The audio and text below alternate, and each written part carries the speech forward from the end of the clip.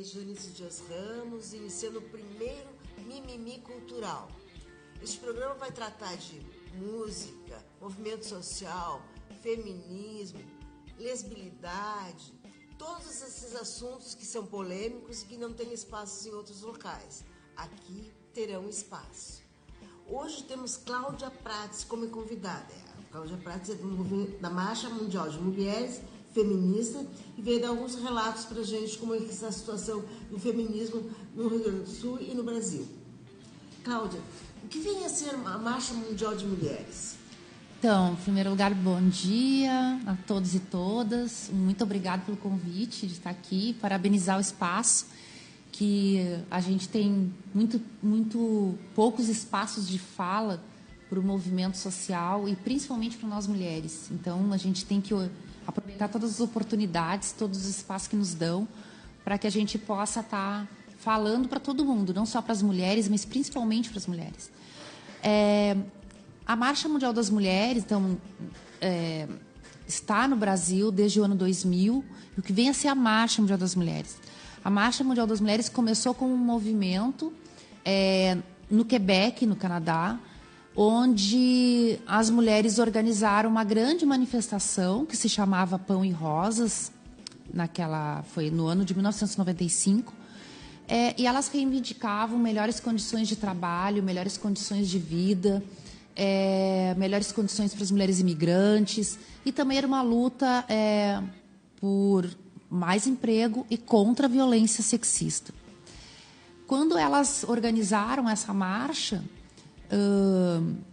lá para naquele ano, elas botaram na rua quase 1.000 mulheres, 850 mulheres, e marcharam pelo Quebec e conseguiram com que várias das reivindicações delas fossem atendidas, principalmente em relação a mais cuidado em relação à violência sexista, à violência doméstica, e a questão do desemprego e a questão das imigrantes, né, as dificuldades que as imigrantes tinham. Mas só isso lá não é o suficiente para falar da marcha.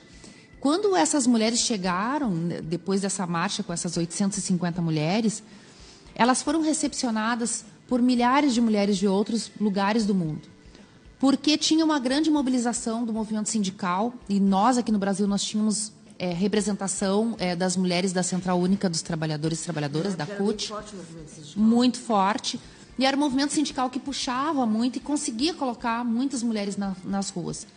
E aqui no Brasil, a gente já vinha discutindo que o movimento estava muito freado, no sentido de que a gente não estava nas ruas, a gente estava mais nas estruturas institucionalizadas, mais nos sindicatos, e que bacana que as mulheres estão botando a boca no mundo e estão indo para as ruas, né? Aqui a gente vinha, né, de um processo da redemocratização, e toda a luta contra a ditadura, as mulheres estavam nos movimentos, em todos os movimentos.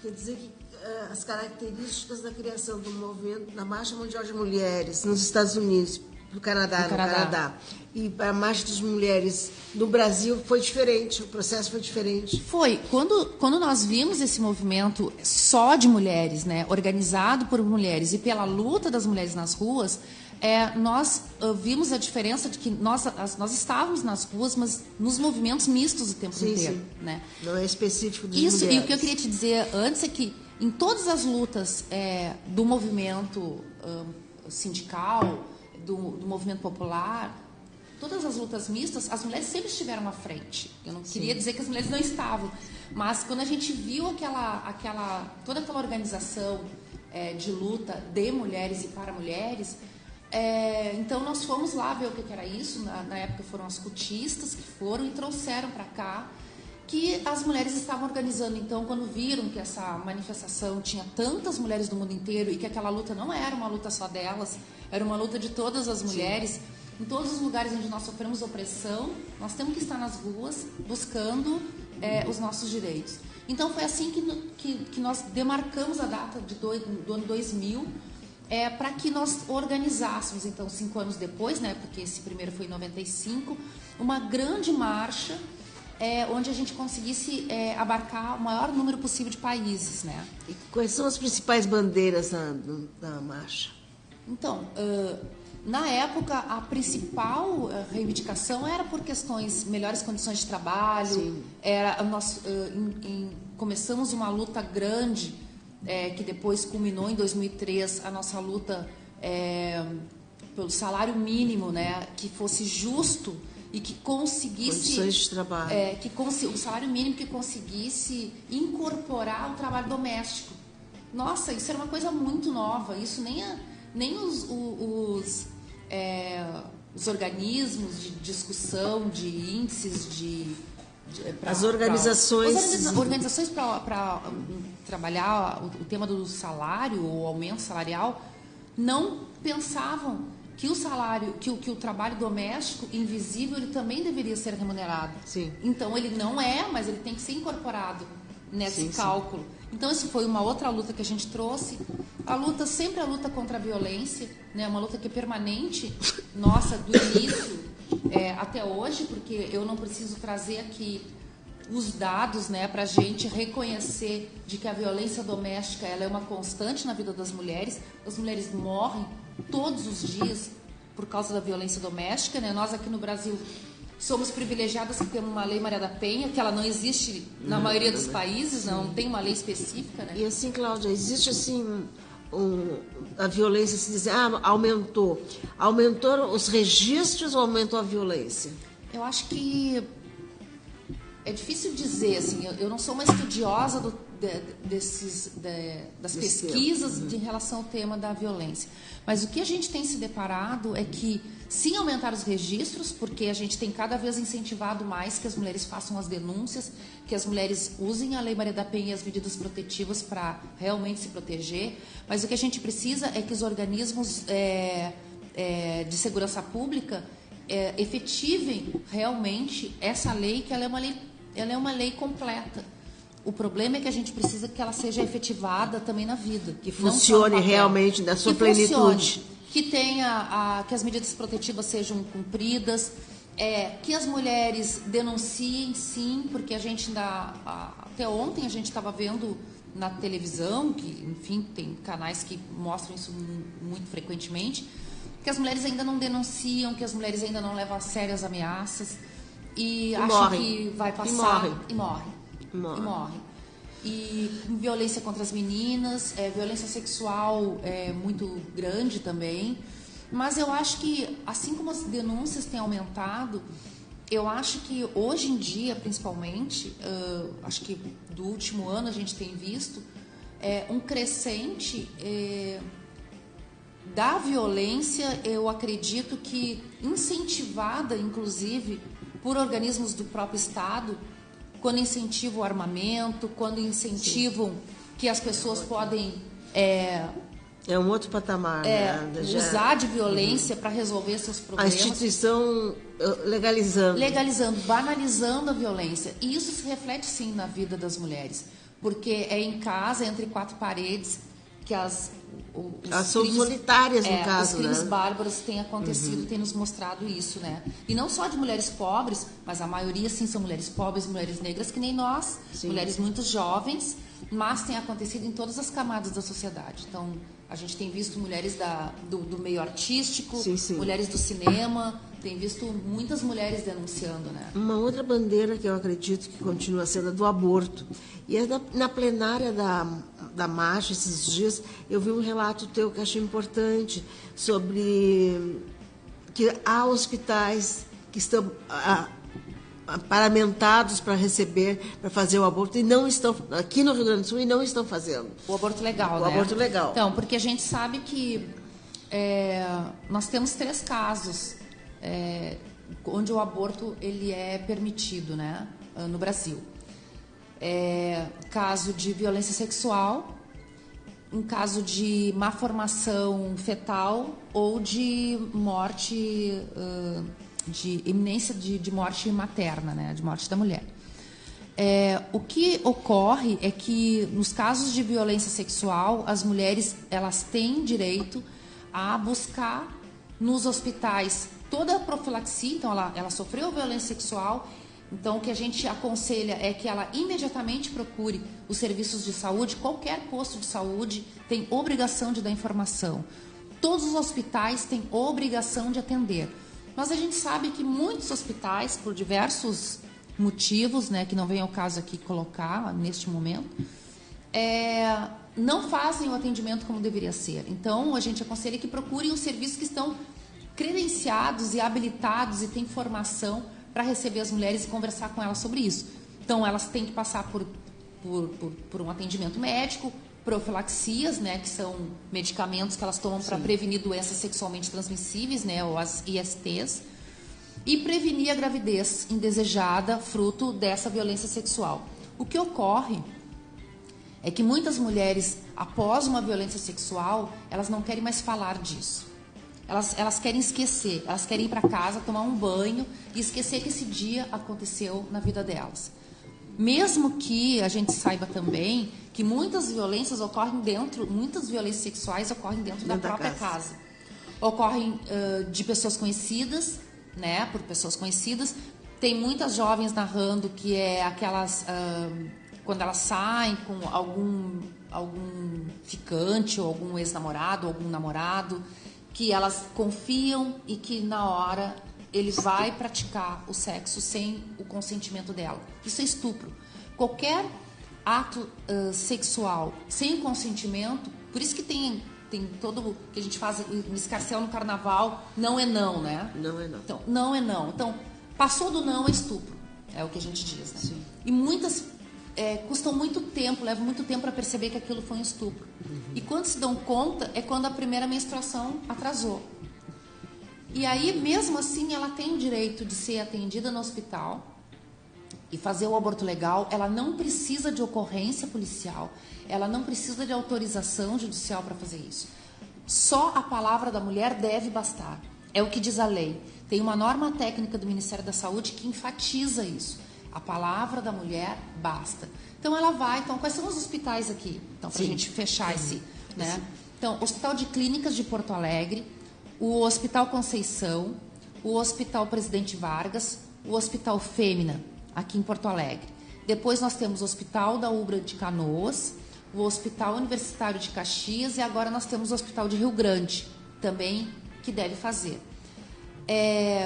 Então, se a mulher se deu conta que ela está grávida decorrente de uma violência sexual, ela procure um desses hospitais e ela tem o direito, então, de receber todo o atendimento.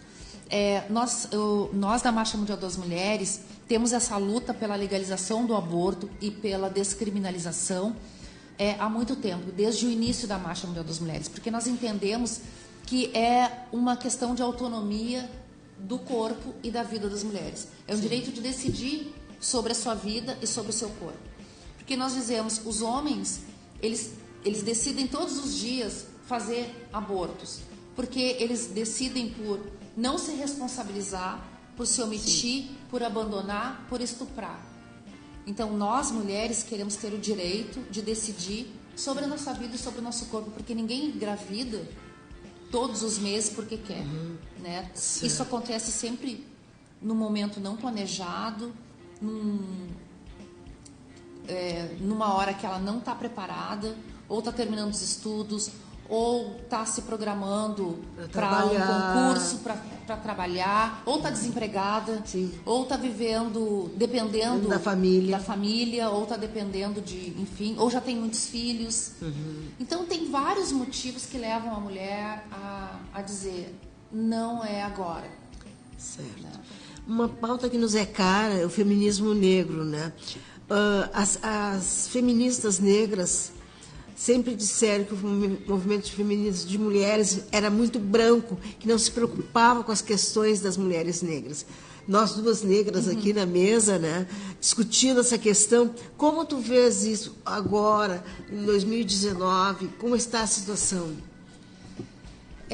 Eu tenho muito orgulho de dizer que eu nós tivemos uma marcha de mulheres negras em 2015, sim, em Brasília, onde foi uma das maiores marchas que nós já vimos, organizada toda protagonizada por mulheres negras e trazendo essa pauta, né?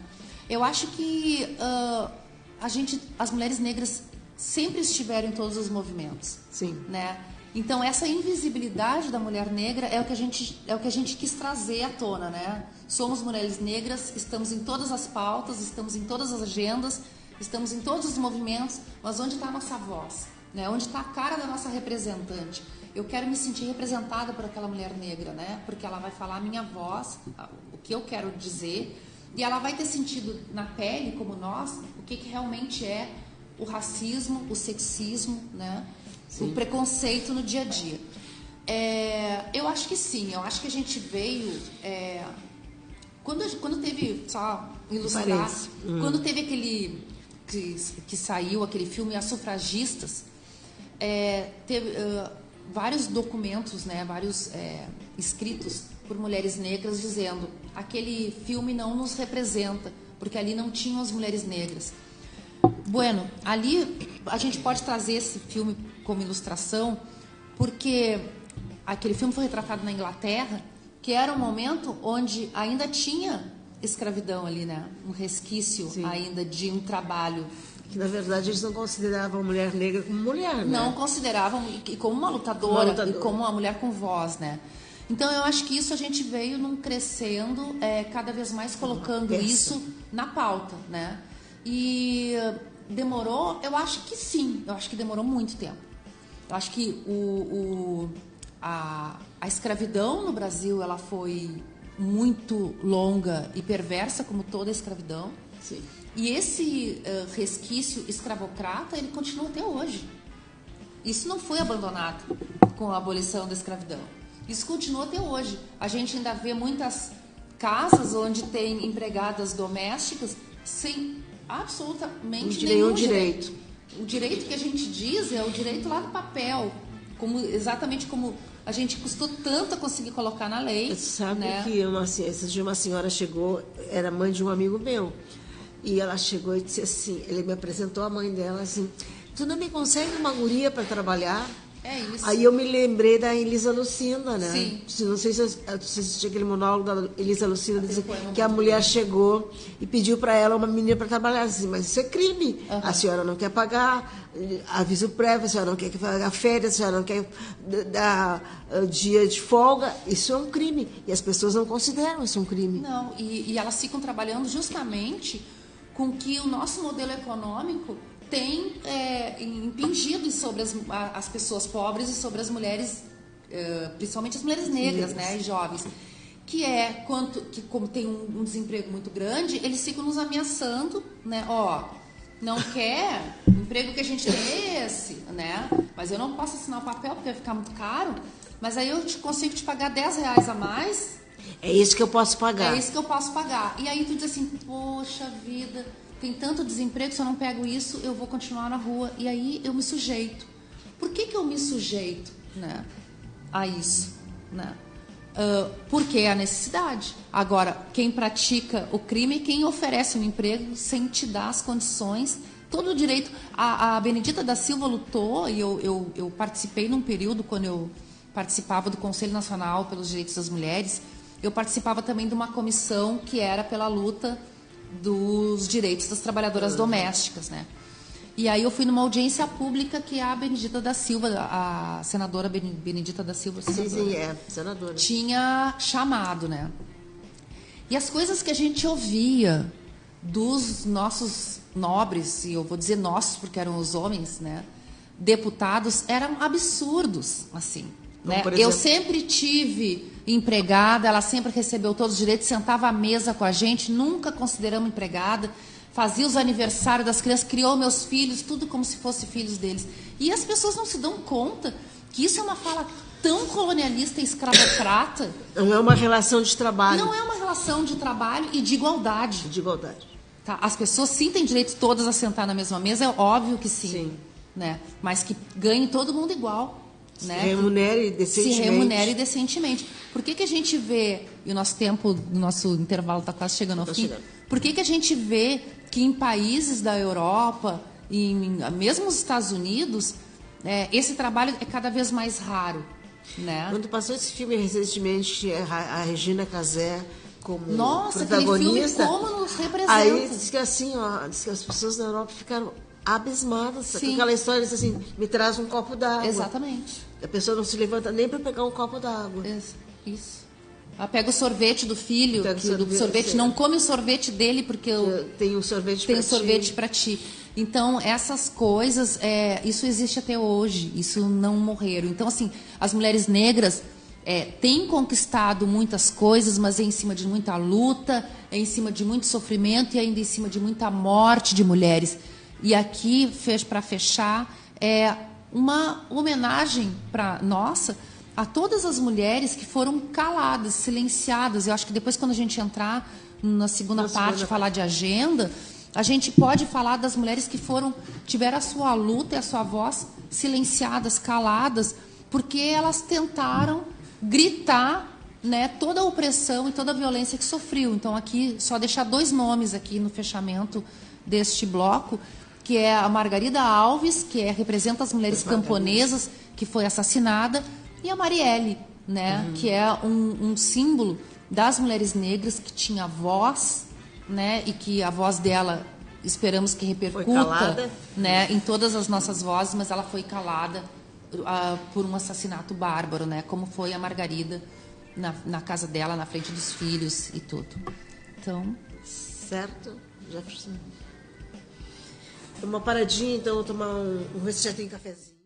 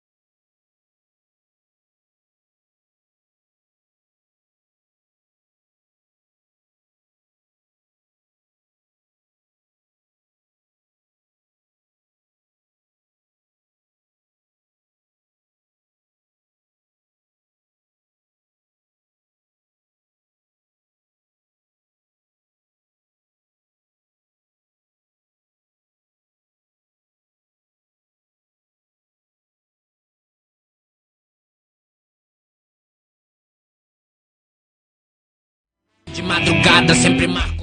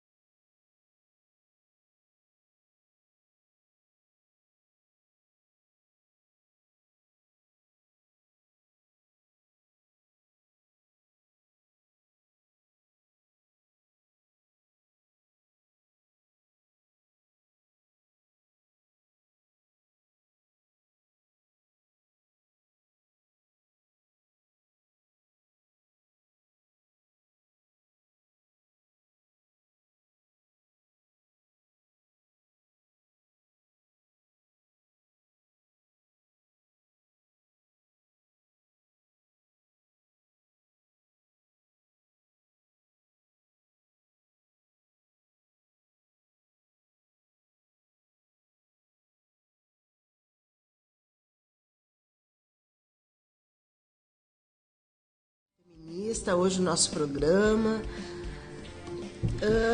A gente sempre tem ao entorno da vida prática do feminismo, nós temos as teorias, né? E tu tens um conceito, a marcha tem um conceito sobre feminismo. Sim, sim. A gente vê muitas pessoas falarem em feminismo e às vezes as pessoas ficam perguntando, mas o que é isso? Será que eu quero ser uma feminista? Né? Então eu peguei rapidinho aqui um conceito. O feminismo é o movimento das mulheres organizadas em torno de reivindicações para mudar o mundo e suas vidas, como um movimento social que interfere na conjuntura, as visões políticas, as estratégias e formas organizativas podem ser muito diversas e até antagônicas.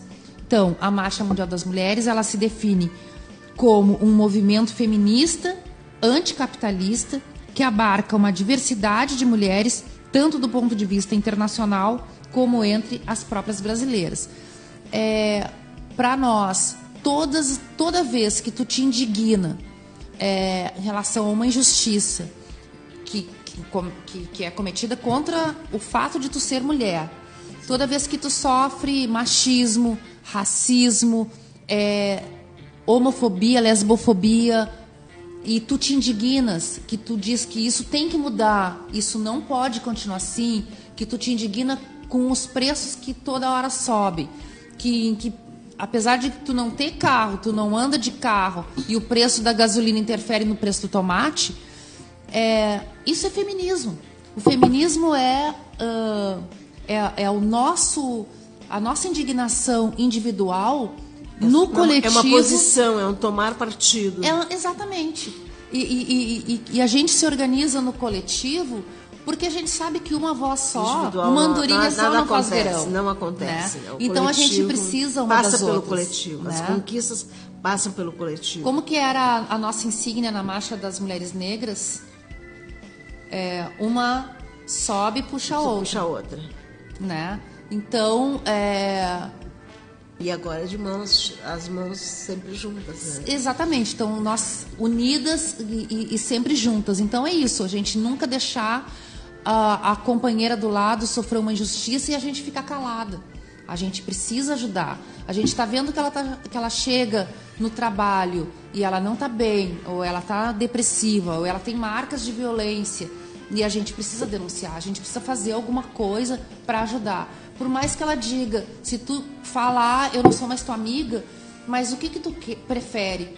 Tu ter uma amiga lá no teu coração ser conivente, e ser conivente de violência, mas saber que tu fez a coisa certa, ou tu ter uma ex-amiga morta, né? Então a gente precisa pensar nisso, né? Se às vezes a pessoa está num... Mas a gente tinha combinado então que a gente ia começar a falar das agendas. Das agendas, então, né? A marcha é pautada por agendas, né? Então, o que nós temos para os próximos meses, agora para julho, por exemplo? Então, nós temos sempre na Marcha Mundial das Mulheres, né, que é o nosso movimento, que ele se chama uma marcha, né? Sim. Porque começou com uma marcha e a gente, sempre que possível, nós estamos nas ruas marchando, né? Com outros movimentos, coletivamente, né? Então nós temos dois momentos, um momento de formação interna, como nós tivemos sábado passado agora, um momento de formação, e temos os momentos do ativismo na rua, né? E de agendas, então, a gente teve agora o Dia do Orgulho LGBT, né? E, então acho que é muito importante que a gente frise aqui que é importante que a gente esteja nas ruas, sempre disputando esses espaços de visibilidade para o movimento LGBT, com as bandeiras de luta, a bandeira do arco-íris. Eu acho que a gente agora, no mês de julho, 25 de julho, nós temos o Dia da Mulher Negra e Caribenha, que é muito importante que a gente preste atenção, que vai estar todo mundo falando provavelmente nessa semana, mas que a gente preste atenção no nosso micromundo, né? Sim. Nós, mulheres negras, mulheres miscigenadas, né? Qual foi o momento que eu sofri um preconceito ou eu sofri racismo, né? Tem mulheres ainda negras que dizem que não sofreram e a gente também entende, porque elas não fizeram a leitura, né? Estão fazendo a leitura a partir do olhar do opressor, do olhar não, de isso quem... não é nada, isso é só uma impressão minha. Isso. Mas aí tu tá fazendo o olhar do outro lado, né? Mas eu posso achar que eu não sofri diretamente um racismo por causa da minha cor de pele, um racismo direto, mas isso no movimento a gente sempre diz, no momento que essa luta existe contra uma mulher, ela é minha luta também. Então, eu não sou uma mulher camponesa, né? A minha origem é urbana, eu fui nascida e esculpida em Porto Alegre, como eu digo, né? Mas eu vou participar da Marcha das Mulheres Camponesas, que vai acontecer de 13 a 14 de agosto em Brasília. Por que 13 e 14 de agosto? Que é a outra data que eu quero falar, que é um dia que é marcado de homenagem a Margarida Alves, que eu falei no primeiro bloco, que é uma mulher camponesa que tinha toda uma luta por direitos das camponesas, né, no campo, e ela foi assassinada, né? Assassinada por quem? Por os latifundiários, né, que ficaram impunes, né? Então é uma marcha muito bonita que vai acontecer em Brasília. Então nos dia 13 vai ser um dia de reflexão e luta, e o dia 14 o dia de marcha na rua, propriamente dito. A gente não sabe como vai se dar, mas se espera centenas de milhares de mulheres nas ruas, porque irão mulheres de todo o Brasil. Nós aqui do Rio Grande do Sul queremos organizar vários ônibus sendo organizados pelos sindicatos, né? Mas nós da Marcha Mundial das Mulheres estamos fazendo nossas próprias atividades de arrecadação, fundos, né? Para as que não têm dinheiro, que também possam participar. Para que as que possam participar e ir nesse ônibus, né? Que deve sair daqui de Porto Alegre em torno do dia 11 ou 12 de agosto, e deve retornar até o dia 16 de agosto. Então é uma semana de luta, né? Envolvida nisso, é uma semana muito bonita, né? 29 de agosto, dia da visibilidade lésbica. Sim. Então é muito importante. Mas se já tem o dia do orgulho gay, por que tem que ter o dia das lésbicas? É a mesma coisa do que a gente falou do movimento feminista, do movimento de mulheres negras, do movimento de mulheres lésbicas. Porque se tu não tem um dia específico para te trazer essa luta para a visibilidade do mundo, fica sempre escamoteada embaixo de outras lutas, ou usar de novo a palavra invisível, né? Fica em invisibilidade. Por isso o dia é dia de visibilidade. Porque a gente quer que cada pessoa possa decidir para si qual que é a sua forma de amar. Né? Então, a forma de amar ela é um ato político, mas ela é uma decisão individual. Sim, sim. Que eu posso amar quem eu quiser. Se eu quiser amar um homem, se quiser amar uma mulher, eu posso amar quem eu quiser. Então, esse dia de luta é para que tenha. É um dia de reivindicação também, mas é um dia de conclamar respeito, né? Tu pode não querer aquilo para ti, né? Em qualquer luta que a gente está falando. Mas eu respeito, que nem a luta do aborto que a gente está dizendo. Sim, né? claro. Eu posso não querer para mim, mas eu entendo como uma luta coletiva, um direito das mulheres decidirem, né? Então, assim, a gente diz também a luta das mulheres lésbicas e bissexuais, transexuais, que a gente precisa... a gente já está num patamar da vida, né? E de desenvolvimento humano que não se concebe mais a intolerância. A intolerância pelo outro, pela outra, ser diferente da gente. Né? Então, assim, imagina se eu fosse querer me irritar ou me indispor com toda pessoa branca, sardenta, cabelo vermelho, cabelo castanho, cabelo loiro, cabelo... Sabe? É ridículo isso. É tão ridículo que a gente tem que botar coisa ao contrário. Claro. Bota ao contrário, para ver se tu não ia achar ridículo. Então, por que existe racismo? Por que existe homofobia, lesbofobia, transfobia, né? É essa indignação por que as pessoas não vivem cada uma as suas vidas com respeito coletivo, né? Uma das características da Marcha Mundial das Mulheres é a batucada. E a batucada com as latas. E assim, todo mundo pergunta, por que elas não compram instrumentos e ficam batendo em lata? É verdade. Nós, desde 2003, quando teve Fórum Social Mundial aqui, que a gente tem isso bem marcado, né? Mas a batucada da marcha, ela já vem desde o início, né? Mas assim, em 2003 a gente marcou muito nos Fóruns Sociais Mundiais aqui em Porto Alegre, que bons tempos esses dos fóruns, né? Maravilha. Dos fóruns que eram protagonizados pelos movimentos sociais, diga-se de passagem, não fóruns organizados só por ONGs, que também nós temos um pouco dessa crítica. Mas é que era um momento em que a gente fazia uma convergência de ideias, uma convergência de movimentos. E a batucada, ela é para ser com lata mesmo, ela é para ser com materiais reciclados, ela é para ser esse barulho estridente mesmo, né? E fora do comum. Fora do comum, e é para que ele seja de acesso de todo mundo. Todo mundo pode pegar uma lata em casa, um cabo de vassoura, um cabo de cabide, aqueles cabides de lavanderia, e batucar. Às vezes a gente brinca que nós somos as desafinadas do ritmo, mas as gurias ensaiam bastante, tem bastante ritmo. E também com isso ajuda muito a gente passar a mensagem. Então tem músicas que as gurias da batucada cantam e que ficam, e às vezes são paródias de músicas de sucesso.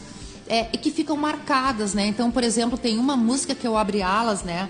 Que a gente canta, abre alas que as mulheres vão passar, pararam, pam, pam, pam. Com essa marcha muita coisa vai mudar, pararam, pam, pam, pam. Nosso lugar não é no forno, no fogão. A nossa chama é o fogo da revolução. Desculpa a desafinação. Não, tá ótimo. Mas só para entender assim que a gente pega uma música que já é conhecida, que é de fácil assimilação, e a gente bota uma mensagem na música, e uma mensagem que fica leve, fica bacana, fica divertida, né? E a gente consegue também dar um complemento no debate, né? Um complemento, trazer leveza para coisas que são tão duras para nós, né? Tão difíceis, que é enfrentar toda esse preconceito, né? Toda essa intolerância, né? Uma outra coisa que eu queria perguntar é como é que estão as ramificações pelo interior do estado da marcha, que representatividade que tem nos municípios? Então, como nós somos um movimento aberto, né? Nós não temos ficha de filiação, carteirinha, mensalidade, nada disso. É um movimento aberto, né? Então, e é um movimento de mulheres. Ele varia muito, às vezes, de períodos, e varia muito, às vezes, dependendo de como estão as lutas locais, né? Mas a gente tem, assim, confirmadamente, com militantes orgânicas, já praticamente desde o início, região metropolitana, então tu pega Viamão, Esteio, Canoas, Sapucaia, São Leopoldo, pegando ainda o Vale ali dos Sapateiros, Novo Hamburgo, Vale do Caí, pega um pouco Santa Cruz e Rio Pardo. Depois tem Santa Maria, tem Caxias do Sul, Santana do Livramento. Vou esquecer de alguém e elas vão me xingar. Bagé. Nossa, são muitos núcleos da marcha. Tá muito bom. Porque é uma característica que a gente vê no Brasil, que ela é diferenciada de outros países, onde a gente tem Marcha Mundial das Mulheres em mais de 170 países. É que é muito marcado por estar em grandes cidades. Então pega a França, então tem em Paris, um pouco em Lyon, um pouco Toulouse, talvez. Aí tu pega lá no Canadá, aí tu tem um pouco em Montreal, um pouco em Quebec, e assim tu vai indo na África, que é um continente enorme como a América do Sul, né?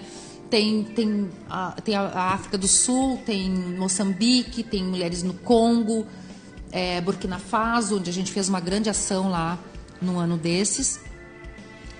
Então, no Brasil, a gente tem essa característica de ter a marcha organizada, a Marcha Mundial das Mulheres organizada em quase todos os estados brasileiros, né? E em vários municípios desses estados, né? Então, isso que é uma coisa bem importante. Tem na América do Sul também, né? A gente tem na Uruguai, Argentina, Chile, Colômbia, Bolívia, Peru. Tem na América Central, tem na América do Norte, então, como eu falei, tem no Canadá, tem nos Estados Unidos também. Enfim, tem bastante marchante, como nós dizemos. Certo. Né? E como é que se dá a formação da Marcha Mundial das Mulheres? Como é que ela ocorre? Exatamente. Assim, a formação para as militantes, para as ativistas, como é que se dá? Então, quando a gente faz espaços de formação, a gente sempre pegamos 2 temas, né? Então, um tema é a gente falar da organização da marcha. A gente sempre tem muitas jovens, muitas mulheres novas participando pela primeira vez, então a gente sempre faz essa introdução um pouquinho do que é a Marcha Mundial das Mulheres, como nós somos, como nós trabalhamos, e depois um tema que tá no nosso momento. Então, cada estado às vezes tem uma realidade, né? Então pode estar chamando no Nordeste o tema da água, pode em São Paulo um outro tema que elas podem estar chamando para a formação.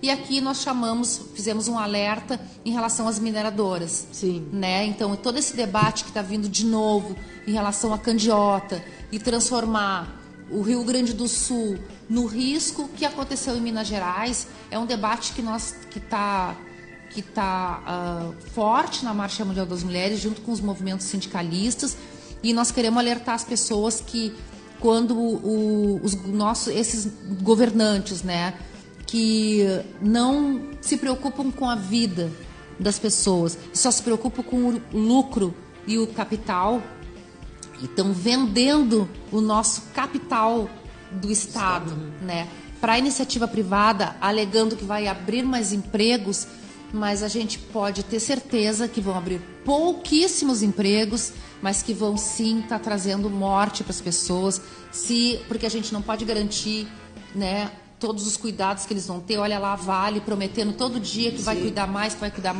e já tem mais outras áreas de risco em iminência de estar de novo se romper, e vão estar tirando famílias das suas áreas, as áreas de entorno vão ser afetadas, eles acabam levando as pessoas para outros lugares. Tu imagina tu ser tirado do lugar onde tu viveu a tua vida inteira, onde tu já planta, onde a tua história, teu contexto, tua comunidade. Exatamente, porque sim, nós temos raízes. Sim. Né? E isso eles tiram de nós. Tu ficar com uma foto tua, da família, tua história, a criança nasceu, tem as fotos, tu perder tudo. Não, eles tiram de nós como se fosse uma coisa simples, né? Dizer assim, agora tu vai trocar de casa. Eu não quero trocar de casa. Como trocar de casa? Eu quero a minha vida exatamente como ela tá. Talvez eu quero a minha vida melhor do que ela tá, né? Mas não dessa forma, né? Então, esse é um tema que a gente trouxe para a formação, por exemplo. Nós falamos também sobre a Marcha das Margaridas e a importância da gente estar aderindo a esta marcha linda e maravilhosa, né, que é a Marcha das Margaridas. E aí, para que a gente começou a falar das agendas, né? Sim. Então, falar em setembro, uma luta grande que nós temos, que como tu trouxesse a luta do aborto, é no 28 de setembro, que é um dia de luta, é um dia latino-americano e caribenho, um dia de luta pela legalização do aborto no Brasil, na América do Sul e Caribe. Por que nós dizemos América do Sul e Caribe? Porque também é uma questão de identidade política, que a gente traga justamente os lugares onde existem mais leis restritivas em relação ao aborto, né? Sim. Tem lugares em que o aborto é absolutamente proibido, mesmo nos casos de violência sexual. Então, tu imagina o que essas mulheres têm que passar, né? Olha o que as mulheres agora... A clandestinidade. A clandestinidade. E é isso, né? Só aumenta a mortalidade materna, né? E são as mais pobres que recorrem ao aborto inseguro e clandestino. Porque as mulheres que têm dinheiro, a gente sempre frisa isso, elas pegam um avião e vão para qualquer lugar onde o aborto é permitido e elas fazem.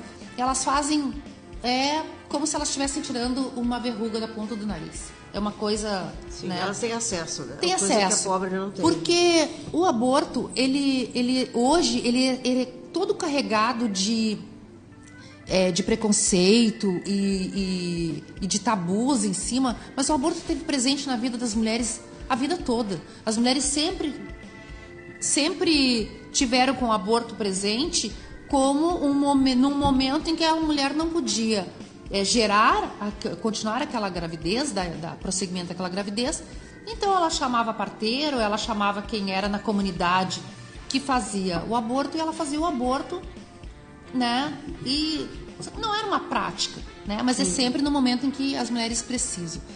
E em outubro, então, a gente... dia 17 de outubro é um dia que a gente sempre também traz debates, nós da Marcha Mundial das Mulheres, né?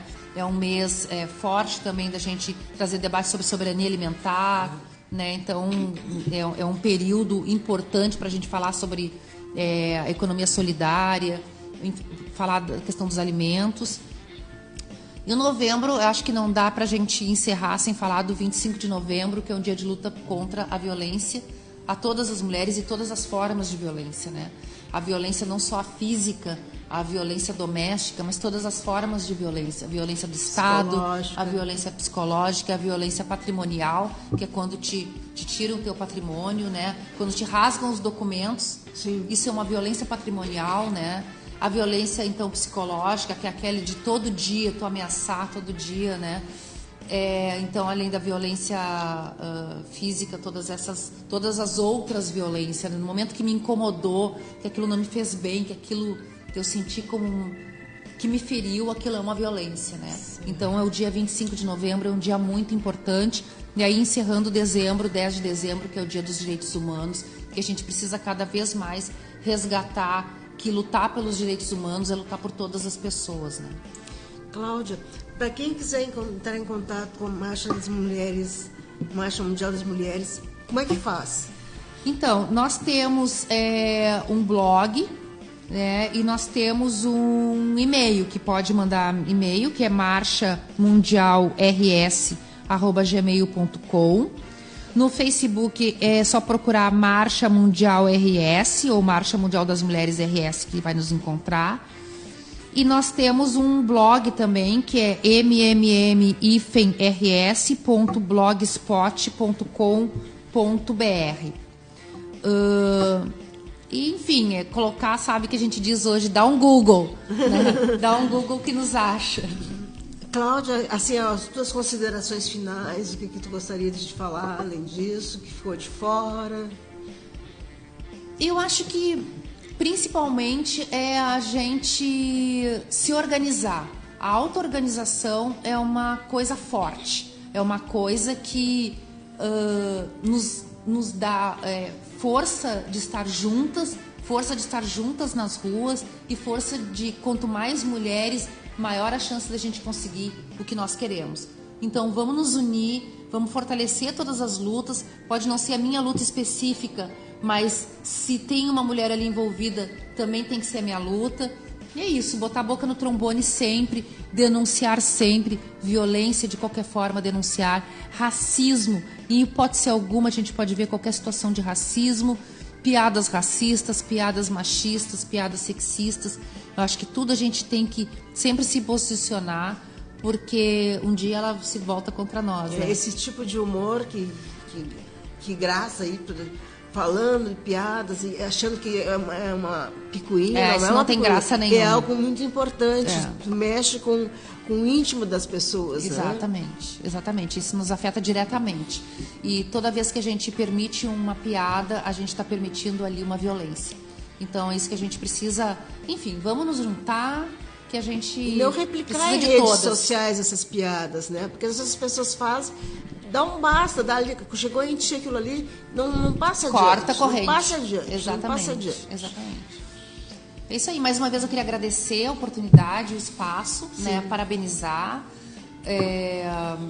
E dizer que toda vez que vocês quiserem que a gente venha contribuir com o programa, nós estamos à disposição.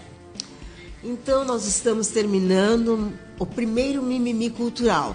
Na próxima semana, na próxima terça-feira, às 11 horas, estaremos de volta falando sobre sindicalismo.